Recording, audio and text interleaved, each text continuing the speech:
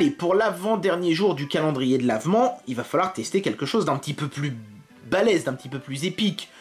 Même si on réserve le truc le plus épique pour le dernier jour, l'avant-dernier jour, on fait un petit effort quand même. Oui? Non? À votre avis, qu'est-ce que je vais tester, là? Gagner un fidget spinner. Sauf que c'est le plus épique de tous ceux qu'on a vus jusqu'à présent, hein, quand même.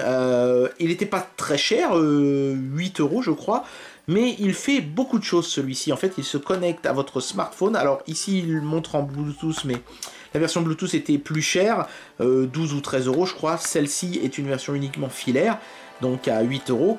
Ce fidget spinner est un fidget spinner intelligent qui se connecte à votre smartphone au travers d'une application mobile. Du coup, dans la boîte, on a plus de choses que pour un fidget spinner classique. On a une petite notice avec le QR code pour aller télécharger justement l'application mobile. Voilà, les explications sur comment ça marche. Voilà, une petite mise en pratique. Voilà, on a 2 cordons.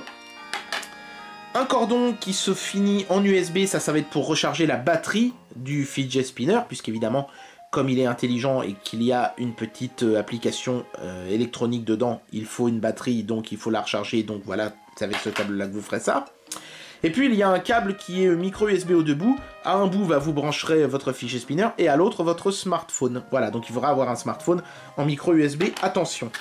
Le fidget spinner en lui-même, il est constitué de 2 morceaux, l'axe central et le fidget spinner en lui-même. Pourquoi est-ce qu'ils n'ont pas mis directement l'axe central sur le fidget spinner? Parce que c'est lui qui tient lieu d'interrupteur également. Si vous regardez attentivement ici, il y a un petit aimant au néodymium, voilà, dans le bord de l'axe. Et ici, les 2 petits orifices, ce sont des magnétomètres qui détectent le passage de l'aimant néodymium. Donc au premier passage, ça met le fidget spinner sous tension. Et puis ensuite, quand l'aimant passe, ça permet au fidget spinner de savoir à quelle vitesse il tourne et d'ajuster donc la petite matrice de LED que vous voyez ici.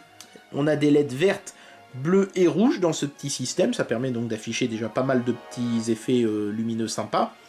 Et en fait, quand on fait tourner le fidget spinner, ça va soit afficher un texte, soit un petit dessin. C'est en fonction de ce que l'utilisateur décide de faire avec l'application mobile. Je vais vous montrer l'appli dans un instant, mais je vais d'abord vous mettre le fidget spinner en fonction. Vous voyez, quand je tourne le truc, on voit que ça commence à clignoter. Mais c'est évidemment quand il tourne que ça devient intéressant.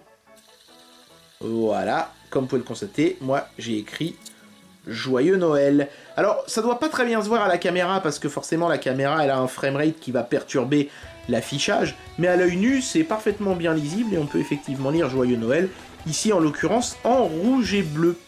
Voilà, donc après, là j'ai mis Joyeux Noël, mais si vous allez à un mariage, vous pouvez mettre félicitations, si vous voulez annoncer une naissance, vous pouvez marquer c'est un garçon ou c'est une fille, vous voyez, faire ce genre de petits effets. Tant que le gars n'a pas tourné le fidget spinner, il ne connaît pas le sexe de son enfant. Vous voyez, on peut imaginer des trucs sympatoches. En tout cas, c'est un objet qui est plutôt bien fait. On voit ici la prise micro USB pour le recharger. Donc du coup, vous comprenez bien que quand il est branché, vous ne pouvez pas le faire tourner.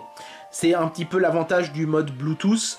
D'ailleurs, on va voir ça tout de suite avec l'application mobile. Donc en Bluetooth, évidemment, ce fidget spinner, je vous l'ai dit, n'est pas Bluetooth. L'intérêt d'avoir du Bluetooth, c'est que du coup, vous pouvez utiliser le mode real time ici, où vous tapez votre texte, vous faites tourner le fidget spinner, et par streaming, le téléphone envoie le message au fidget spinner, chose qu'évidemment, vous ne pouvez pas faire en filaire, puisque vous avez un bord du fidget spinner qui est branché. Du coup, en fait, la section real time ne sert à rien du tout, et c'est en offline mode qu'on peut choisir ce qu'on veut faire. Donc c'est pas compliqué, hein, on choisit simplement, on peut mettre, vous voyez, jusqu'à 7 différents messages. On choisit ce qu'on veut faire, on tape un petit texte, on fait OK ici en bas pour l'injecter dans le fidget spinner, et puis c'est bon. Ensuite, on peut cocher ou décocher les différents systèmes qu'on a envie d'envoyer dans le fidget spinner. Sachez que si vous mettez 7 messages et que vous les envoyez les 7, ils se joueront les uns après les autres. C'est-à-dire qu'à chaque fois que vous stopperez le fidget spinner et que vous le relancerez, vous passerez au message suivant, et ainsi de suite. Donc vous voyez quand même que pour un truc à 8 €, c'est quand même plutôt bien fait, avec une application mobile qui est plutôt assez complète. Donc ouais, un chouette petit objet. Ça peut faire un chouette cadeau sous le sapin. Surtout pour un collectionneur de fidget spinner. C'est tout pour aujourd'hui.